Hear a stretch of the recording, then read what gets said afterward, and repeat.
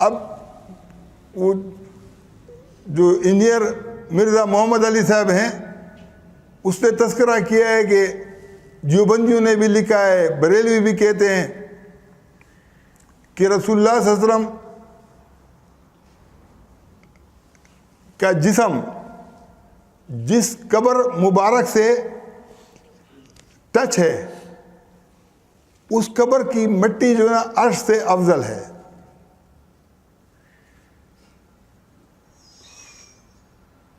اب مسئلہ یہ کہ افضل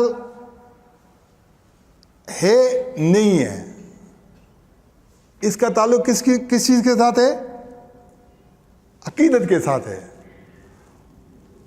باقی تو ایسا ہے نا کہ جیسے اہل بیت کی، قریش کی، انصار کی لڑائی ہوئی، انصار کہہ رہے تھے کہ ہم خلیفہ بنیں گے، قریش بول رہے تھے کہ ہم بنیں گے، اہل بیت بول رہے کہ ہم بن رہے، تو وہاں پر تو افضلیت اور نا افضلیت کا کوئی تصور بنتا ہے. یہاں اس چیز کا کوئی تعلق بنتا ہی نہیں ہے. اللہ تعالیٰ کا عرش کیسا ہے اور اللہ تعالیٰ کا جسم کیسا ہے، یہ جو تصورات ہیں، یہ تصورات میں تو یہ چیزیں آ بھی نہیں سکتی ہیں.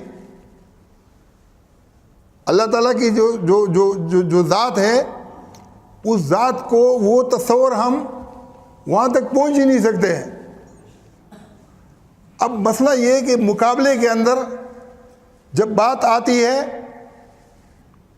تو حاجی محمد عثمان صاحب رحمۃ اللہ علیہ فرماتے تھے کہ جب بریلوی اور دیوبندی یا اہل حدیث اور بریلوی بات کرتے ہیں نا ممبر پر، تو ایسا لگ رہا ہے کہ جیسے خدا اور رسول کا کوئی جھگڑا ہو رہا ہو.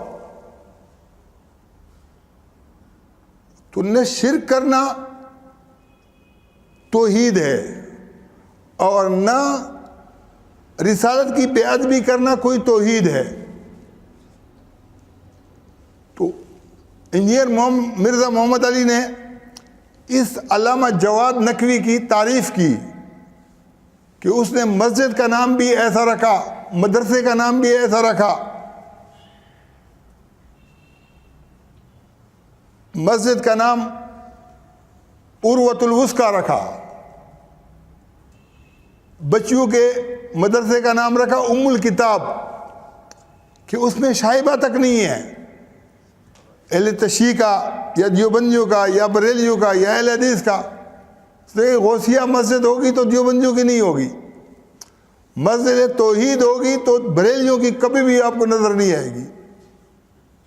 لیکن میں بتا رہا ہوں کہ حاجی محمد عثمان صاحب رحمۃ اللہ علیہ نے اس وقت کے اندر مسجد الہیہ دیوبندیوں کی علامت، مدرسہ محمدیہ اہل حدیث کی علامت اور خانقاہ چشتیہ بریلیوں کی علامت، یتیم خانہ اصغر بن حسین شیعوں کی علامت، سب کو جمع کیا تھا. وہ انقلاب کا کتنا بڑا ذریعہ بنتا ہے. سب کے نام جو ہے نا رکھے ہیں اور بورڈ لگایا ہے. ایسا نہیں ہے کہ کوئی اندرون خانہ کوئی جو ہے نا لیٹر پیڈ کے اوپر لکھ دیا ہے، نہیں، بڑے بڑے بورڈ لگائے ہیں. اب مسئلہ یہ ہے کہ شیعہ اپنے اس کے اوپر قائم رہیں، جہاں جو ہے نا ان سے وہ گم ہو نا ہم ان کو کھڑا کریں گے. مہدی غائب کا جو تصور ہے، تو اگر موسیٰ علیہ السلام سے موجودہ طور تک خضر علیہ السلام کا تصور ہو سکتا ہے، تو 12 سال سے اگر مہدی کا تصور مان لیں گے تو کیا مسئلہ ہے یار. جب بھی آئیں گے ہم ویلکم کریں گے، کوئی مسئلہ نہیں ہے. اگر خضر علیہ السلام اتنی لمبی عمر جو ہے نا اس سے عقیدے پر کسی کا اثر نہیں پڑتا. میری والدہ نے بتایا کہ بہت چھوٹی جب تھی تو ماموں جو ہے نا وہ ساتھ میں تھا اور اس کو ڈاکٹروں نے ہر طرح کا علاج ہوا لیکن نہیں ہو سکا. تو انہوں نے کہا کہ ایک بوڑھا آدمی نظر آیا, میں نے اس کو کہا کہ میرا بھائی ہے, اس کو تو دم کر دو. تو اس سے جب وہ لگایا, بولتے کہ تھوڑی دیر کے بعد میں نے دیکھا تو اب آدمی کا پتہ چلتا ہے کہ یار یہ کانی گرم کے اندر یہ پٹھان ہے, یہ کسی اور ایریا کا ہے, کیا ہے. اور جو اجنبی آدمی ہوتا ہے نا, اس کا پتہ چلتا ہے کہ یار یہ کوئی بالکل. تو بعد میں اس نے کہا کہ اسی وقت جو ہے نا جیسے نظروں تھے وہ غائب ہو گئے. تو اس کو بتایا کہ یہ خضر ہوں گے. ہم کہتے ہیں کہ خضر کو چھوڑو یار, یہ شیعوں کا مہدی ہوگا, کوئی مسئلہ نہیں ہے, کوئی فرق نہیں پڑتا ہے. اگر کوئی چیز ہمارے بنیادی عقیدے سے ٹکراؤ نہیں رکھتی ہو تو ہمیں اس کے اوپر ان کو چھیڑنے کی کیا ضرورت ہے. ہم کہتے ہیں کہ مان لیا کہ چلو آپ ابوبکر, عمر اور عثمان کو نہیں مانتے ہو, علی خلافت کے حقدار تھے, لیکن جو ہوا سو ہوا نا. اگر تم جو ہے نا صحابہ کو متون کرو گے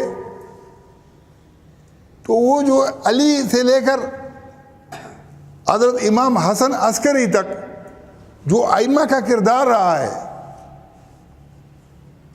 ان کو لوگ بہت اچھا کہتے ہیں.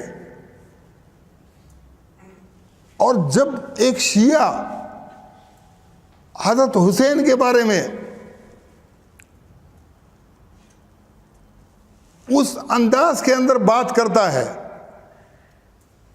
ہر آدمی ان کی نکتہ چینیوں کو نہیں سمجھتا, لیکن وہ سب کو نوچ رہا ہوتا ہے, وہ سب کے دلوں کے اندر برچیاں مار رہا ہوتا ہے. ہم کہتے ہیں کہ یہ شوق ضرور پورا کرو, لیکن توازن نہیں کھو دو. تمہارے ان اشارے کنایوں کے اندر حضرت امام حسین کے بعد خاموش رہنے والے جو باقی امام تھے, وہ آپ کی نکتہ چینیوں کی نظر ہو رہے ہیں, خود جو آپ نکتہ چینی کر رہے ہو. اہل سنت تو ان کو بہت بڑی ہستیاں مانتے ہیں. مجدد علیہ ثانی دیوبندی مکتبہ فکر کے جد امجد ہیں, وہ کہتے ہیں کہ یہ جو 12 امام ہیں جو اپنے مکتوبات میں لکھا ہے, یقین جانو کہ شیعوں سے زیادہ انہوں نے اس کو بڑا درجہ دیا ہے. اور حضرت شاہ ولی اللہ نے لکھا ہے کہ وہ تصوف والوں کے لیے اصل ہیں, اور باقی جو تصوف کے سلسلے ہیں یہ ان کی فروعات ہے. کتنا بڑا درجہ ہے. لیکن جب آپ حسین کے لیے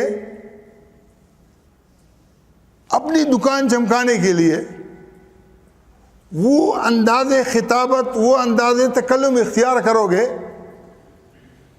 کہ علی بیچارہ بھی جو ہے نا خراب ہو جائے گا, امام حسن کی بھی حیثیت نہیں رہے گی, اور آنے والے جو خاموش ائمہ تھے ان کی بھی وہ حیثیت نہیں رہے گی, تو کیا ہوگا؟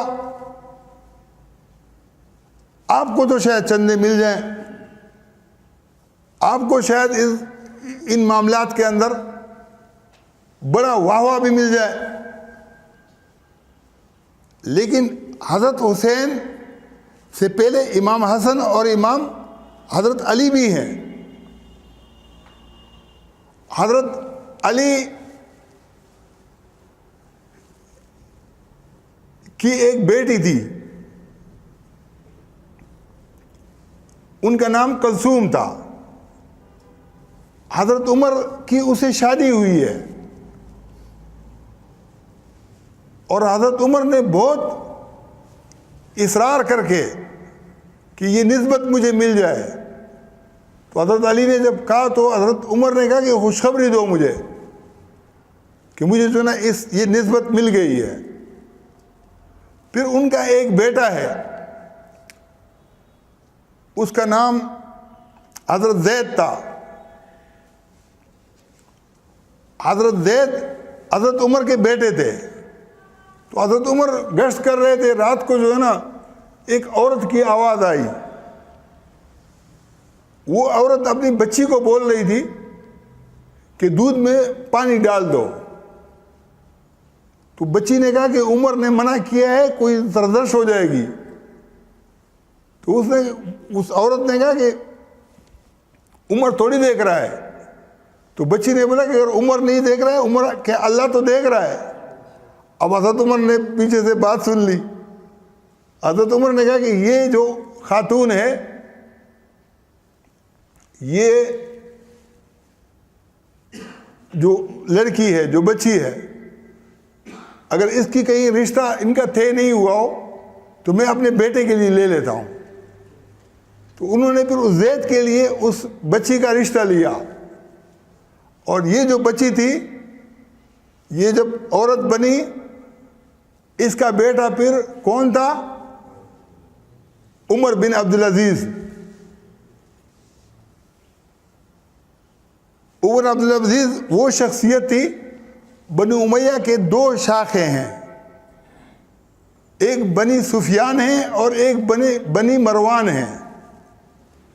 ابو سفیان کا بیٹا امیر معاویہ, امیر معاویہ کا بیٹا یزید, یزید کا بیٹا پھر معاویہ تھا.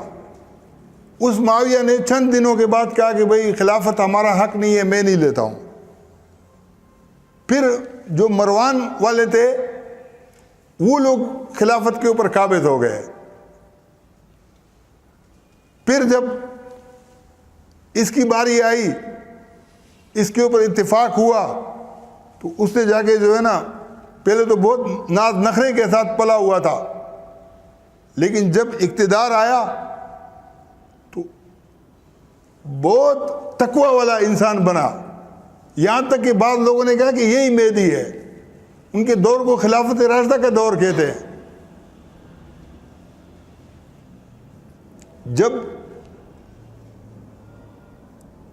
ایک دفعہ اس کی بیوی نے اس کے سامنے رویا کہ عید آ رہا ہے, میرے بچوں کے کپڑے نہیں ہیں. تو اس نے کہا کہ یہ جو ہے نا, جو تنخواہ ہے اس میں سے آپ بچا کے کپڑے بنا لو. اس نے کہا کہ اس سے تو بچت پہلے آپ کہہ دیتے تو کافی عرصے تک معمولی کرتے. تو اس نے کہا کہ چلو, اس کا رونا دھونا دے کے وزیر خزانہ کے پاس گیا. وزیر خزانہ سے کیا کہا کہ بھئی مجھے آپ 1 ماہ پہلے کی جو ہے نا تنخواہ دے دیں. وزیر خزانہ نے کیا جواب دیا؟ اس نے کہا کہ کیا تم مجھے لکھ کے دے سکتے ہو کہ 1 مہینے کے بعد تم سے 1 مہینے تک پھر زندہ رہو گے اور یہ کام کرو گے خلافت والا؟ اس نے بولا کہ یہ گارنٹی تو نہیں دے سکتا ہوں. اس نے بولا کہ پھر کیسے آپ کو تنخواہ دوں؟ پھر وہ واپس آیا اور اپنا بتا دیا کہ بھئی میں نے یہ بات کی اور وہاں سے یہ جواب ملا.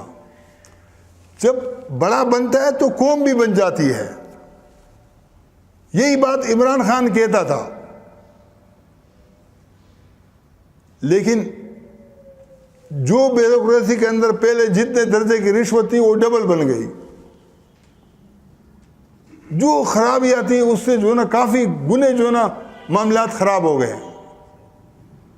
یہ اسٹیبلشمنٹ والوں کو چاہیے, یہ مری سے آدمی گلیات کی طرف جاتا ہے نا, ایوبیہ کے پاس بندروں کے جو ہے نا غول ملتے ہیں. یہ پارلیمنٹ کے اندر جو ہے نا بندروں کو بٹھا کے نا ایک کو ڈنڈا دے دینا کہ یہ عمران خان ہے اور باقی اس کا لشکر ہے. ان کا کوئی کام نہیں ہے حکومت چلانے کا.